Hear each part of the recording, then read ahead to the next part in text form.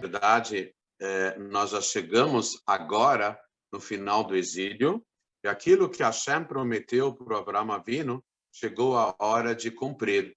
Vamos lembrar de um pequeno detalhe que eu falei em outra ocasião. Hashem prometeu para Avraham a terra de 10 nações, que é a terra prometida. E, no entanto, quando Moshe preparou o povo de Israel para adentrar a terra de Canaã, foram conquistadas as terras de 7 nações. Faltaram 3 povos, que são Kini, Knizi e Kadmoni. Mas chegou a hora, com a revelação do Mashiach, da terra de Israel se expandir dentro do território dessas 10 nações. Aquele território original das 7 nações e mais 3 estados que, segundo a promessa de Hashem, estão conectados com o povo de Israel. Isso vai ocorrer com a revelação do Mashiach. Chegou a hora de Hashem recompensar Abraham por aqueles 10 testes. Aqueles 10 testes foram a forma de tornar Abraham e todos os seus descendentes meritórios e que tenham o mérito de Hashem se revelar de uma forma impressionante para todos aqueles que se conectam com ele, tanto o povo de Israel como os Bnei Noach, todos os monoteístas, todo e qualquer ser humano que tem a intenção elevada de se ligar ao infinito, ao verdadeiro Deus. E isso, segundo as palavras do Rebbe de Lubavitch, deve ocorrer nessa geração, porque o Rebbe disse que somos a última geração do exílio, a primeira geração da redenção, e com atos de bondade, solidariedade humana, estudando assuntos de Geulá e Mashiach, haveremos de, a qualquer momento, e a qualquer momento mesmo, presenciar a revelação do Mashiach com piedade e misericórdia, a qualquer momento, se Deus quiser. Agora nós vamos abrir a aula para que todos possam esclarecer as dúvidas, aproveitando esse espaço para que realmente possamos esclarecer diversos assuntos de acordo com a pergunta de todos os presentes. Por gentileza, tenham a bondade. Já foram abertos os áudios, é só perguntarem, pessoal. Shalom, boa noite. Como vai? Tudo bem, Gislene? Tudo bom, graças a Deus. Baruch Eu Hashem. queria fazer só uma pergunta. O senhor falou no início que Sim. Abraão, ele era único na geração dele, assim, um ser único. Sim. Eu Sim. queria saber se na nossa geração existem pessoas assim. Sim, uma excelente pergunta, mas dentro dessa pergunta tem uma outra pergunta. Mas ele era único mesmo? Mas Abraão, até os 58 anos, conviveu com Noah. Noah faleceu quando Abraão tinha 58 anos, a minha idade. E mais ainda, tinha o filho de Noah, que era Shem. Shem viveu bastante. Segundo o Midrash, Shem e Ever, que fundaram 2 academias de estudo do monoteísmo da Torá, de alguns aspectos da Torá, Shem e Ever tiveram no nascimento do Abraão, e Shem e Ever tiveram no enterro de Abraão. Quando Abraão faleceu com 175 anos, Shem tinha 600 anos e Ever tinha 400 anos. E os dois estavam muito frustrados, porque eles viram Abraão nascer e depois viram Abraão morrer. Mas eles não tinham a mesma desenvoltura de Abraão. Quando o Talmud fala que Abraão era um único, porque Abraão interagiu com o mundo. Shem e Ever esperavam que as pessoas, a exemplo de Noah, do pai de Ever, de Shem, fossem até eles. Eles talvez tivessem orientação. Deus não se revelou para Shem e Ever como se revelou para Abraão. Então, Abraão procurou mudar o mundo positivamente, diferentemente de Shem e Ever. Nessa geração, nós temos pessoas iguais a Abraão, Na verdade, existe um conceito desde a fundação, da saída do Egito, do povo de Israel. Existem 36 justos ocultos em cada geração. 36 judeus que cumprem toda a Torá e todas as mitzvot, eles são tzadikim, mas eles são ocultos, ninguém sabe quem eles são. Eles permanecem totalmente incógnitos.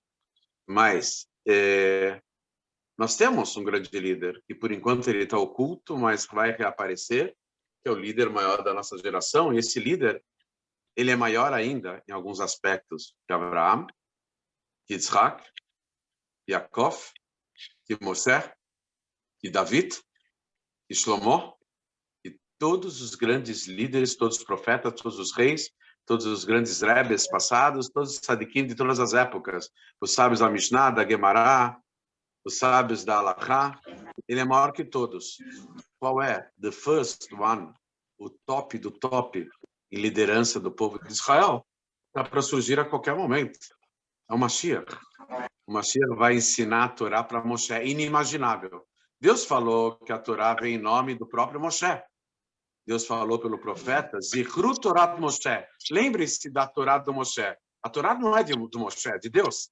Mas o Moshe se envolveu tanto com a Torá que Hashem falou, olha, a Torá é do Moshe. Né? Mas aí vem um grande líder que ele vai ensinar a Torá até para o Moshe, até para os patriarcas. Ele vai ser o maior líder de todos os tempos, inimaginável a grandeza dele. Agora, momentos antes de nós o vermos pessoalmente, não conseguimos imaginar um líder que possa suplantar os patriarcas, os profetas, todos os reis de Israel, Moshe, David, e todos os grandes tzadikim, e todos os grandes cabalistas, e todos os grandes líderes que fizeram muitos milagres, etc. Mashiach, o último soberano da casa real de David, vai suplantar todo mundo e vai liderar todo mundo.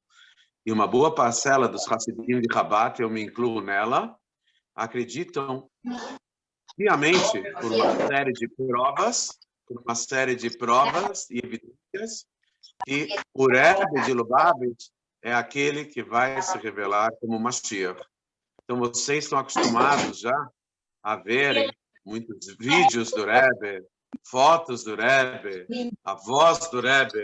É para vocês se acostumarem com a presença do Mashiach, porque a qualquer momento o Rebbe vai reaparecer e nós teremos a certeza absoluta de que, conforme as dicas que ele deu, ele é o Mashiach.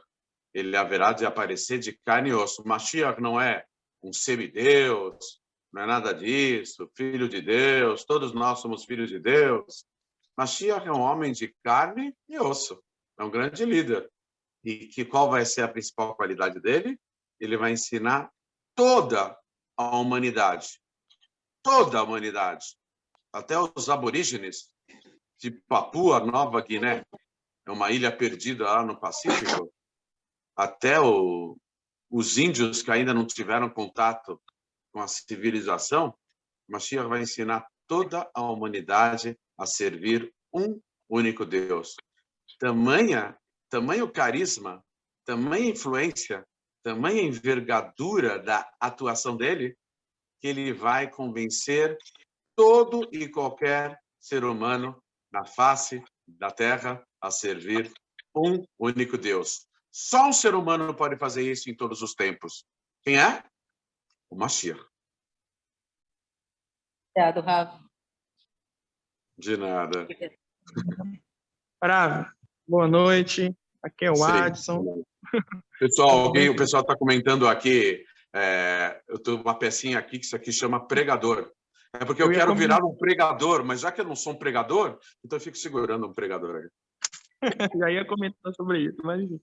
Rav, o senhor falou que Abraham ele era um grande influenciador do monoteísmo, né, que influenciou muitas pessoas, muitos povos ao monoteísmo. Inclusive, né, abrir uma aspas aqui, o senhor falou sobre os 10 testes.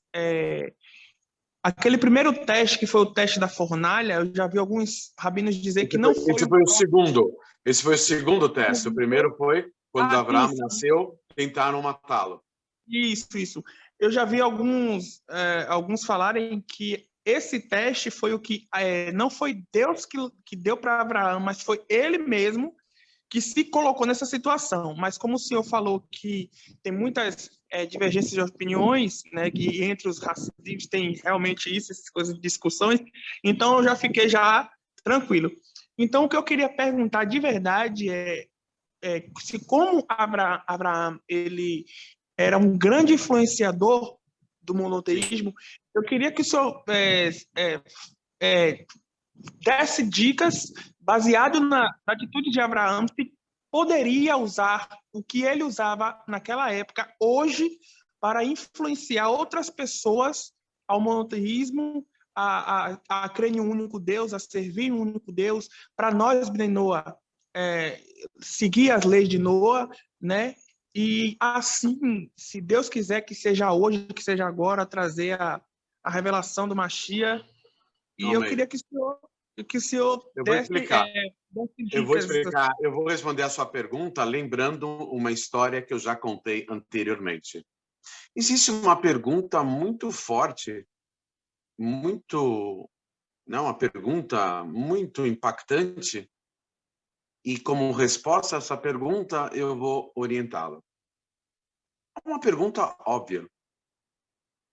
O 10º teste de Abraão foi o mais difícil. Sacrificar o filho. E Abraão sacrificou o seu filho, vírgula, quase. Não é que Abraão sacrificou seu filho. Abraão sacrificou seu filho, vírgula, quase. Na prática, ele não sacrificou. E como fica com milhares, milhões, milhares e milhares, centenas e milhares de judeus que foram para as câmeras de gás no Holocausto, com as crianças do lado deles, afagando o cabelo de meninos e meninas de tenra idade, de colo, que estavam totalmente nus, porque eles eram despidos, eles já sabiam o que iria acontecer com eles, entrando numa casa de banhos, ligando chuveiros, que em vez de sair água, saiu um gás mortal. Eles podiam ter deixado essas crianças em mosteiros e conventos, mas a maioria dos judeus não quiseram fazer isso. Por quê? Porque eles sabiam que pior do que a destruição física seria a destruição espiritual. Deixar uma criança numa casa de idolatria seria pior do que levá-los para a câmara de gás. Essas crianças foram levadas com carinho pelas mãos, com as mãos do pai e da mãe afagando seus cabelos, acompanharam os pais sem roupa para esses banhos, sabendo que de lá eles não sairiam vivos. Então, que grandeza que tem Abraão de ter sacrificado seu filho, vírgula, quase, quando milhares, centenas e milhares ou milhões de judeus em todas as épocas sacrificaram seus filhos na prática, efetivamente, sem a vírgula e sem a palavra quase. Então, para entendermos, para respondermos essa pergunta, temos que contar uma outra história. Na época do Maran Beit Yosef, o Rabi Yosef Karo escreveu um comentário chamado Beit Yosef, depois ele escreveu o Shulchan Aruch, o Código de Leis. Ele estava na cidade de Tzfat, Safed, no norte de Israel. Ele tinha uma pergunta muito grande em relação ao estudo dele, mas uma pergunta que estava o incomodando, ele não achava de forma alguma a resposta. Ele passou semanas quebrando a cabeça. Ele estava inconsolável, porque aquela pergunta ele tinha e não conseguia encontrar a resposta no estudo dele. Um belo dia, depois de semanas a fio, esquentando a cabeça, se dedicando totalmente ao estudo da Torá, ele consegue a resposta. Ele realmente consegue a resposta à sua pergunta. Ele fica tão alegre que, para esfriar a cuca, ele sai pelas ruelas da cidade sagrada de Tzfat, a cidade antiga de Tzfat. Ele vai, isso é uma história de 450 anos atrás, Ele vai andando pelas ruelas, de repente, ele se depara com uma janela aberta, dentro da qual tem dois rapazes, dois adolescentes de 15 e 16 anos, que estão estudando. Eles estão passando exatamente pela mesma pergunta que o Rabi Yosef Karo teve durante semanas, sem a resposta. E com a maior naturalidade do mundo, o garoto de 15 anos dá a resposta que o grande mestre demorou semanas para encontrar, dá aquela resposta para o seu colega. Como se fosse a coisa mais fácil do mundo. O grande mestre ficou desanimado. Como é possível? Será que o raciocínio dele é tão lento assim, para ele precisar de semanas para chegar numa conclusão que um garotinho de 15 anos conseguiu em 2 minutos, com a mesma maestria, de uma forma incrível, dar a mesma resposta? Curiosamente, esse mestre, Rabi Yosef Karo, ele era tão elevado que toda noite ele tinha uma aula particular à noite. Com quem? Com nada mais, nada menos do que um anjo. Ele chamava esse anjo de Magid. Magid em hebraico significa pregador, mas era como ele designava o anjo. Ele escreveu um livro, Rabi Yosef Karo, chamado Magid Meisharim, aquele que fala, que apregoa palavras belas, etc., e na verdade era referência àquilo que ele tinha aprendido com esse anjo. À noite ele perguntou para o anjo, mas como é possível que um garoto de 15 anos vem e com maior tranquilidade dá a resposta que eu levei semanas a fio, esquentei a cuca, fiquei desesperado para achar a resposta, e vem um garotinho de 15 anos e dá a mesma resposta que eu? Explicou-lhe o anjo, na aula particular à noite, que realmente essa resposta não estava revelada no mundo. A partir do momento que o grande mestre, depois de muito empenho, chegou à conclusão da resposta, ele habilitou um sinal espiritual, que era aquela explicação profunda. Depois da habilitação do sinal, da abertura do sinal, qualquer um poderia dar a mesma resposta sem muito esforço. A grandeza de Abraão é que ele estava disposto a sacrificar o seu filho. A verdade é que ele sacrificou seu filho, vírgula, quase. Mas Abraão, sendo o primeiro que estava disposto a ir até as últimas consequências, ele abriu o canal, ele abriu a trilha, ele abriu o caminho para que tantos outros, depois dele, em outras gerações, pudessem santificar o nome sagrado de Deus, sacrificando seus filhos efetivamente. Abraão tem um único mérito, ele foi o primeirão.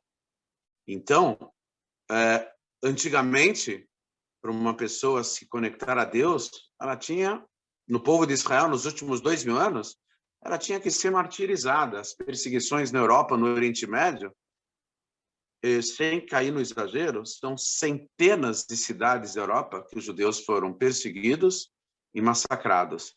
Na França, na Inglaterra, em Portugal, na Espanha, na Itália, na Bélgica, na Holanda, menos na Holanda, na Alemanha, a Alemanha nem se fala, todo mundo só lembra da Alemanha do Holocausto. Os judeus sofreram muito na Alemanha na Idade Média, foram totalmente massacrados. Em várias épocas, judeus foram massacrados em centenas de cidades. Homens, mulheres e crianças, com uma crueldade inimaginável, em nome de um falso Deus, de uma idolatria. Era uma religião que estava fazendo tudo isso, em nome do João Carlos, mais conhecido como JC, João Carlos. Em nome dele é que foram mortos homens, mulheres e crianças, inocentes, indefesos, da pior forma possível, com requintes de crueldade. Eles foram desmembrados, se não queimados, desmembrados, pedaço por pedaço. Antigamente, é isso que se exigia de cada judeu. Ele tinha que morrer por Deus. Sabe qual é o grande desafio dessa geração? Não é morrer por Deus. Todo mundo está pronto já para morrer por Deus. Sabe o que é mais difícil hoje em dia? É viver por Deus. Não é viver nas grandes coisas, é viver nas pequenas coisas.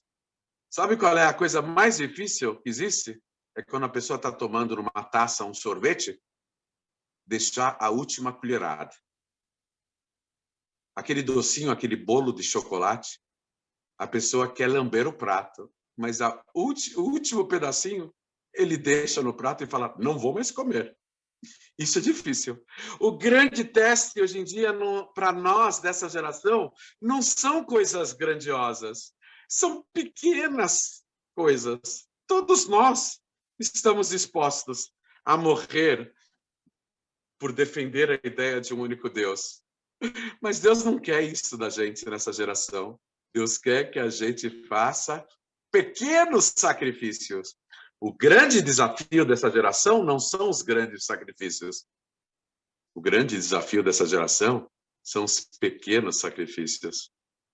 Por exemplo, quando a pessoa estava morrendo de sono, trabalhou o dia inteiro e quer desmaiar em cima da cama, tirar um minutinho a mais, falar, olha, em vez de eu dormir exatamente 10 horas em ponto da noite, 22 horas, quer saber? Vou dormir 22:05. Esses 5 minutinhos eu vou estudar um pouquinho de Torá. Esses 5 minutinhos hoje em dia vale mais do que ser queimado vivo numa fogueira. Para Deus, esses 5 minutos nessa geração, eu bocejando, caindo aos pedaços, vou desmontar, vou desmaiar na cama, 22 horas, que amanhã eu tenho que acordar 3:30 da madruga, né? Eu decido que eu não vou dormir 22 horas.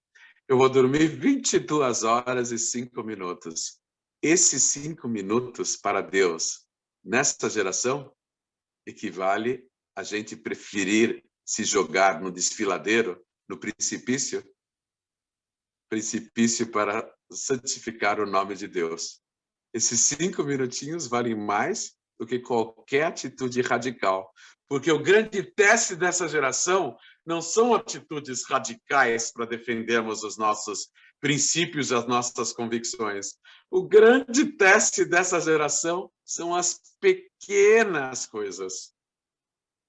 O grande teste dessa geração é a gente não estar muito contente com o que a esposa está fazendo ou deixando de fazer. Em vez da gente ficar vermelho, que nem um pimentão, explodir e começar a gritar por todas as juntas e poros, a gente engolir em seco e de uma forma bem tranquila explicar para a esposa que pode ser de uma forma diferente, ou explicar para o marido, sem explodir com o marido, sem explodir com a esposa. O fato da gente não brigar de uma forma explosiva, engolir em seco, contar até 10 e falar de uma forma tranquila, a mesma coisa que a gente já estava se preparando psicologicamente para falar aos berros, nessa geração isso vale mais do que ser queimado vivo para defender o nome de Deus. Nessa geração, vale mais. Então, Deus está esperando da gente o sacrifício nas pequenas coisas. Essa geração já é macaco velho. Essa geração é a reencarnação de muitas outras gerações que já passaram por poucas e boas. Nós já somos curtidos. Ações radicais já tomamos em outras vidas. Hashem quer que a gente tome, hoje em dia, pequenas atitudes. E nessas pequenas atitudes está o grande teste de Deus. Perfeito, querido. Perfeito. Abriu aí um leque de coisas aí. Muito obrigado mesmo, de verdade. Eu que agradeço, Adson. Mais alguma pergunta, pessoal? Alguém tem alguma pergunta para fazer? Por favor, vamos aproveitar. Rabino? Oi, Gabriel. Estava com saudades, Gabriel. Obrigado. Deus te abençoe muito. Amém. O Talmud fala que alguém que vai abençoar outra pessoa significa que tem tanta bênção dentro dessa pessoa que ela tem que distribuir um pouquinho para os outros, abençoando os outros. Rabino, no caso, a minha dúvida é a seguinte. Sim. Hoje em dia é muito comum muitas mulheres mandarem nos maridos. Sim. Isso seria um indício que a maldição de Eva acabou, no caso? Na verdade, a gente estava falando há pouco de Abraão. Abraão, quando saiu do Egito, e a Sará saiu com ele, está escrito na Torá que tudo que Abraão tinha era por causa da Sará. a Torá está querendo dizer uma coisa muito decisiva para a gente. Tratar a esposa bem, tratar a esposa na palma da mão significa positivamente, não esbofeteando, na palma da mão significa tratar a esposa com respeito, com admiração, com delicadeza, com carinho, com afeto, é a melhor receita para a pessoa enriquecer, ter dinheiro. Abraão só enriqueceu porque ele tratava a esposa dele como uma verdadeira rainha. Por isso que Abraão ficou milionário. E é por isso que hoje em dia nós temos entre nós muitas pessoas pobres, com dificuldades terríveis de sustento. Essas pessoas não tratam as suas esposas devidamente. Querem ficar rico? Não basta jogar na Mega Sena ou ficar fazendo 1 milhão de cursos para saber como ganhar dinheiro. Querem ficar rico? É uma receita da Torá. Tratem as suas esposas como verdadeiras rainhas. Vocês vão nadar em dinheiro. É a promessa da Torá. Gabriel, você falou que ultimamente as mulheres estão mandando muito nos maridos. Na verdade, elas estão tentando fazer com que eles se superem, porque são almas gêmeas. Mas existe um conceito do Talmud e da Kabbalah, principalmente, que futuramente haverá uma inversão. Que as mulheres terão um papel muito maior do que tem hoje em dia, no cenário das nações, na sociedade, etc. Então, se há mulheres que estão mandando mais, é porque estamos nos aproximando da redenção, do Mashiach. Porque a partir da redenção, as mulheres vão ter um papel incomparavelmente maior de destaque em toda a humanidade, diria até maior do que os próprios homens, né? Então, eu costumo dizer que no judaísmo existem 3 sexos. No judaísmo existem 3 sexos. O primeiro é o homem. O segundo é a mulher. E o terceiro é a mamãe. Mamãe não é nem homem e nem mulher. Mamãe é mamãe mesmo. Né? Tem aquela da mãe judia, Yiddish Mame. Mamãe é mamãe. Então, toda mulher tem dentro de si uma mãe. E uma mãe só quer o melhor para os seus filhos. Então, quando as mulheres elas são mais incisivas, é porque elas estão tentando convencer a nós, homens, com a nossa cabeça dura, a entendermos um pouquinho mais sobre a solução dos problemas que, em geral, as mulheres, por conta da sua sensibilidade, conseguem solucionar problemas de uma forma muito melhor do que a nós mesmos.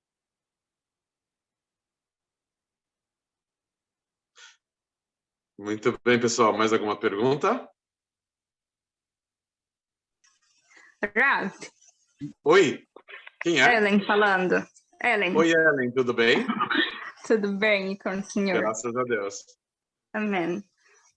Eu tenho um mix de perguntas, na verdade. Por favor. Quando o senhor comentou que o Criador revelou a Abraão, né, o que aconteceria com as gerações futuras, as provações do povo judeu, ele revelou somente as coisas ruins que aconteceriam ou ele revelou também a redenção? E então, dentro dessas revelações... No final de tudo, ele revelou a redenção. Ele não só revelou que os judeus sairiam do Egito, como ele revelou que os judeus sairiam de todos os exílios, principalmente do último e mais difícil do exílio, com a redenção definitiva, que vai ser por meio de Mashiach. Isso Hashem já revelou para Abraão. E voltada a essa questão da redenção, né? A cada geração a gente percebe que a humanidade, ela sempre vem pecando, errando, mas ela também vem se lapidando, né? Se preparando para essa redenção. Sim. Porém, a gente percebe que não é tão forte assim hoje em dia. A gente está no momento que está próximo à redenção, porém a gente vê que a humanidade ainda não se lapidou de uma forma massiva, né? De uma forma generalizada. quando chegar realmente a vinda de Mashiach, isso vai ser instantâneo, vai ser automático? Todos vão ser lapidados automaticamente? Sim, haverá uma lapidação total e generalizada de toda a humanidade, mas, segundo o Rebbe de Lubavitch, o grande líder da nossa geração, que haverá de se revelar como uma Mashiach, ele diz que o mundo já está preparado para a redenção, porque o mérito das nações, dos povos e também do povo de Israel, ele é cumulativo ou cumulatório. Ele foi se acumulando a cada geração. Então, alguns acontecimentos de ordem mundial é por intervenção direta de Deus. Mas o nosso senso crítico é muito maior do que antigamente. Antigamente, uma pessoa matar a outra pessoa era coisa comum. Hoje em dia, quando alguém sofre uma violência e é transmitido pelas imagens da internet para o mundo inteiro, a gente fica chocado, a gente fica escandalizado. Pelo menos a maior parte da humanidade fica chocada, escandalizada. Sabe por quê? Porque a humanidade está mais refinada. A humanidade tem muito mais princípios éticos e morais. A ordem social, a harmonia social é muito maior hoje em dia. Na verdade, tivemos a hecatombe do Holocausto e do comunismo, que matou milhões de pessoas, etc., etc. Mas isso já passou. A humanidade hoje em dia está num nível espiritual bem melhor. E, segundo as palavras do Rebbe, já estamos preparados, sim, para a revelação do Mashiach.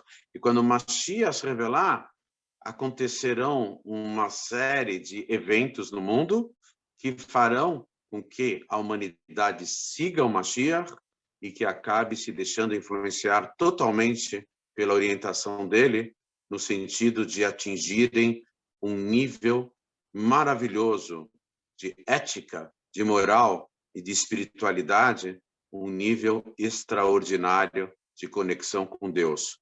Todo e qualquer ser humano, sem exceção, haverá de se conectar totalmente com Deus nessa época que está prestes a se iniciar, que é a revelação do Mashiach e, subsequentemente, a redenção, subsequentemente também a volta dos nossos entes queridos com a ressurreição. Tudo isso vai acontecer numa sequência única, e o Rebbe ele diz que o mundo já está preparado e é exatamente isso que vai ocorrer. Nós não temos olhos suficientemente profundos, uma visão profunda, para sabermos o que é culpa da humanidade e o que é sintomático, o que é uma intervenção direta de Deus. Obrigada. Mais alguma pergunta, pessoal? Alguém tem alguma pergunta? Rabino, shalom. Alberto falando, boa noite. Oi, Alberto, tudo bem? Graças a Deus. Rabino, por favor, só faça um comentário. Abraão passou por várias situações, e vou pegar apenas uma delas, dele ter feito Brit Milá, né, dele fazer, ele mesmo fazer a circuncisão. Sem anestesia, sem anestesia. Isso que eu ia comentar, sem anestesia. Né, num Deus que ele, né, se eu estiver errado, por favor, me corrija, que ele não viu, né, com aqueles que passaram pelo Holocausto, né, como o senhor citou, né, os pais levando a sua criança, né, fazendo um afago no seu cabelo sem saber para onde estava indo, mas sabendo que estava indo para a morte, na Inquisição, né, em Hebron, em 1929, também aquele horror que os judeus passaram nas mãos, né, dos árabes ou palestinos, né, sei lá. E fazendo a comparação da fé de Abraão por ter passado aquela situação, na Inquisição ter passado por situações de horrores e no Holocausto, com relação à fé. Um legado que Abraão deixou para toda essa descendência? Então, todos os seus descendentes conseguiram passar por esses testes, porque eles herdaram no seu código genético e espiritual a força e a fé de Abraão. Existe uma comparação entre Abraão e Rabi Akiva. Rabi Akiva pedia, ele rezava, quando ele poderia entregar a sua alma santificando o nome de Deus. Rabi Akiva pedia para ser martirizado, sacrificando-se e santificando o nome de Deus, e realmente isso ocorreu com a idade de 120 anos. Ele foi queimado vivo, Rabi Akiva. E aí comparam e perguntam, quem é maior, Rabi Akiva ou Abraão? Rabi Akiva pedia para estar em estado de sacrifício. Abraão não. Abraão ele era totalmente anulado perante Deus. Abraão estava pronto para o que der ou para o que vier. Se for coisa ruim, se for coisa boa. Deus, manda ver, que a gente recebe aqui. Abraão estava pronto para qualquer coisa, independentemente do que seja. Então, na verdade, é um nível muito grande de autoanulação. Os patriarcas e também uma matriarca, que era Raquel, a mais elevada de todas as matriarcas, eles são chamados de Merkavá. Merkavá é carruagem. Uma carruagem não tem força motriz própria. Ela se conduz de acordo com os animais que a tracionam. Cavalos, bois, carro de bois, etc. Um burro, coisa e tal. Mas os patriarcas eles estavam no nível de conexão total com Deus e autoanulação total com Deus. Total. Então, esse é o nível desejável para todas as pessoas que queiram realmente se aproximar de Deus. E esse é o legado de Abraão. A fé significa não só atitudes radicais, mas o que der, o que vier. Coisas boas, não tão boas. A gente tem que saber, servir a Deus não é só em momentos de grandes dificuldades e grandes testes. Seguir a Deus é também quando não há nenhum teste. Também devemos seguir a Deus. Então, Abraão tinha uma predisposição gigantesca para seguir a toda e qualquer orientação de Deus. Até fazer a circuncisão em si mesmo, já que Deus mandou, a premissa é o seguinte, Deus não iria pedir o impossível.